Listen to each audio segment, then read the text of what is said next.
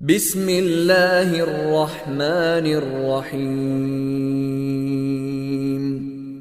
تبت يدا أبي لهب وتب، ما